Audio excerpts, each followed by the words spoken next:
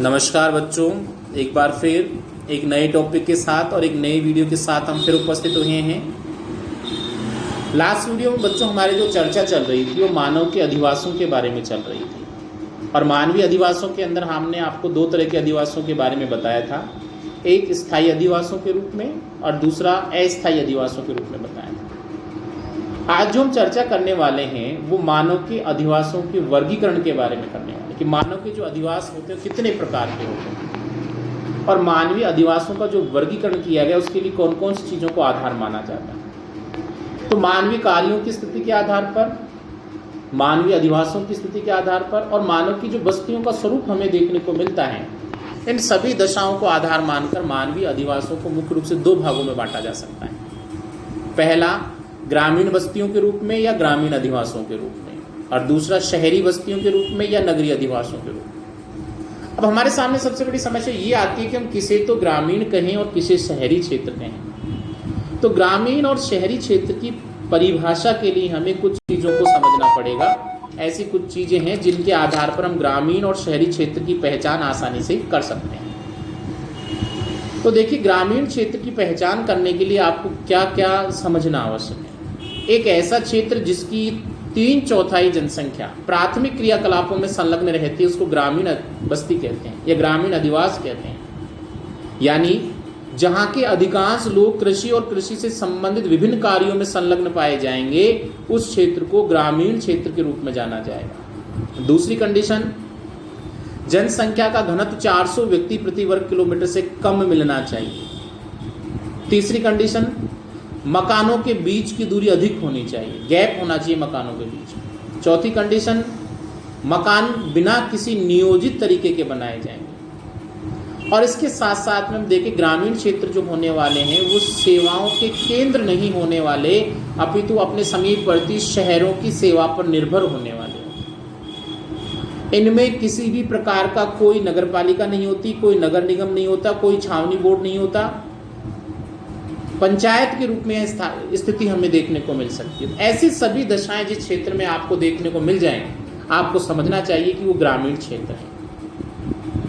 शहरी क्षेत्र किसे कहेंगे? एक ऐसा क्षेत्र जहां पर जनसंख्या का घनत्व 400 व्यक्ति प्रति वर्ग किलोमीटर से अधिक मिलता है, शहरी क्षेत्र के रूप में जाना जाता है। एक ऐसा क्षेत्र जहां पर प्राथमिक क्रियाकलापों के स्थान पर उच्चतर क्रियाकलापों के, चाहे वो द्वितीय क्रियाकलाप हो, चाहे तृतीयक हो, चतुर्थक हो, पंचम हो, इनकी प्रधानता देखने को मिलेगी। यानी 3/4 से अधिक जनसंख्या दूसरे, तीसरे, चतुर्थ और पंचम क्रियाकलापों में देखने को मिलेगी। वहां कोई न कोई या तो नगर निगम होगा या नगर पालिका होगी या छावनी बोर्ड होगा, कोई न कोई एक प्रशासनिक इकाई यहाँ पे होने वाली है। मकान जो बनाए जाएंगे उनके बीच का गैप या दूरी कम होने वाली है और मकानों को बनाने के लिए हो सकता है कि एक नियोजन की प्रक्रिया को अपनाया जाए। तो जहां ऐसी स्थिति देखने को मिलेगी उसको हम शहरी या नगरीय क्षेत्र के रूप में परिभाषित करने वाले हैं। अब हम चलते हैं कि ग्रामीण अधिवास किसे कहते हैं, ग्रामीण बस्तियां किसे कहते हैं। तो थोड़ी देर पहले हमने आपको ग्रामीण क्षेत्र की परिभाषा बताई थी। तो ग्रामीण बस्तियों का मतलब होगा मानव के द्वारा विकसित किया गया आवासों का एक ऐसा समूह जहां पर कृषि, पशुपालन, लकड़ी काटने, मछली पालने, खनन की प्रक्रिया, वनों से पदार्थों का एकत्रण करने, शहद एकत्रण करने, कुक्कुट पालन करने की जैसी क्रियाएं ज़्यादा देखने को मिलती हैं, उनको हम ग्रामीण बस्तियों के रूप में जानते हैं। जहाँ भी आपको ऐसे कार्य ज़्यादा मात्रा में संपन्न होते हुए दिखें, आपको समझ लेना चाहिए कि ग्रामीण बस्ती है।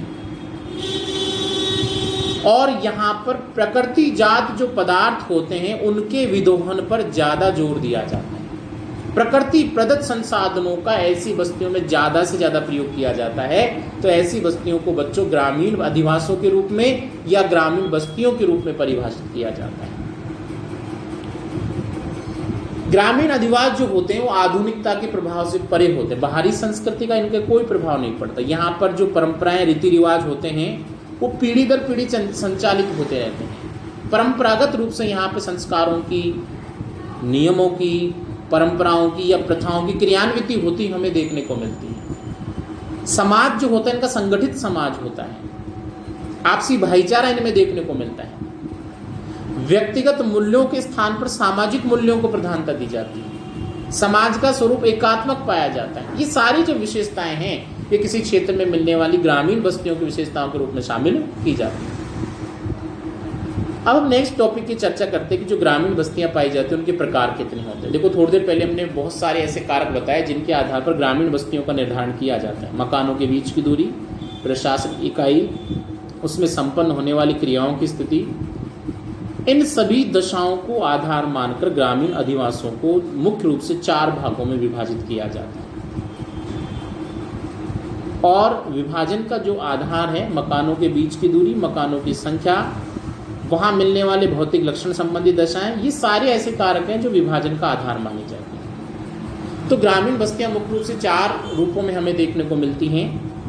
पहला, गुच्छित बस्ती के रूप में या सघन बस्ती के रूप में। दूसरा, प्रकीर्ण या एकाकी बस्ती के रूप में। तीसरा, मिश्रित बस्ती के रूप में। और चौथा, पल्ली बस्ती के रूप में। 4 पैटर्न मेजरली हमको देखने को मिलते हैं जो ग्रामीण बस्तियों के रूप में पाए जाते हैं।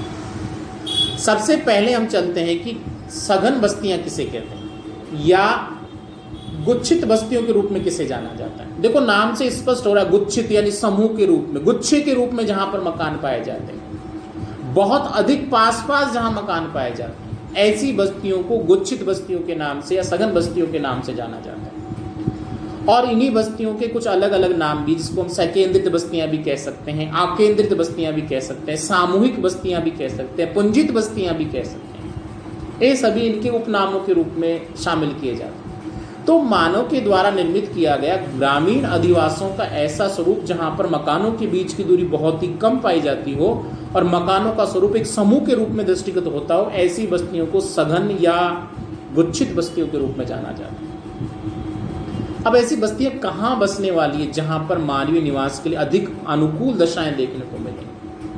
तो विश्व के जो मैदानी भाग है, जहां पर उपजाऊ मृदा पाई जाती है, पर्याप्त मात्रा में सिंचाई की सुविधा उपलब्ध होती है, जलवायु की अनुकूलता होती है, वहां पर लोगों का सांद्रण बहुत ज्यादा होता है। ऐसे क्षेत्रों में जनसंख्या का वितरण और घनत्व दोनों ही बहुत ज्यादा पाए जाते हैं। और ऐसी स्थिति के कारण इन क्षेत्रों में मकान जो होते हैं वो भी बहुत ही पास पास पाए जाते हैं, एक दूसरे सटे हुए मिलते हैं। इसी कारण यहाँ पर गुच्छित अधिवासों का जो पैटर्न है या प्रारूप है वो सामने निकल कर आता है।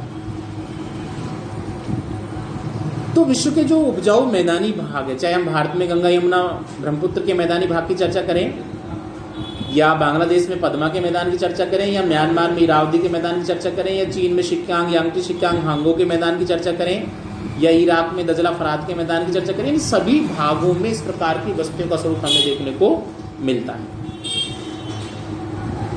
यहाँ शिक्षा की सुविधा के लिए विद्यालय होते हैं, सामाजिक और धार्मिक स्थल भी यहाँ पर्याप्त मात्रा में विकसित मिलते हैं। तो ये सारी की सारी जो प्रक्रिया है ये ग्रामीण अधिवासों से संबंधित है। अब हम चर्चा करते हैं ग्रामीण अधिवासों की विशेषताएं क्या क्या होती हैं।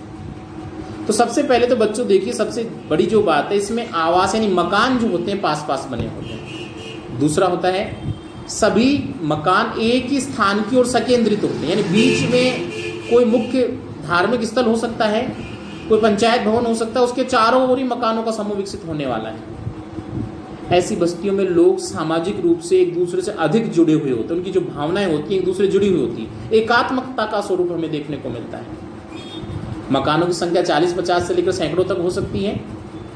इनकी जनसंख्या यहाँ उपलब्ध संसाधनों के आधार पर कम ज़्यादा हो सकती है, 500 भी हो सकती है, 1000 भी हो सकती है।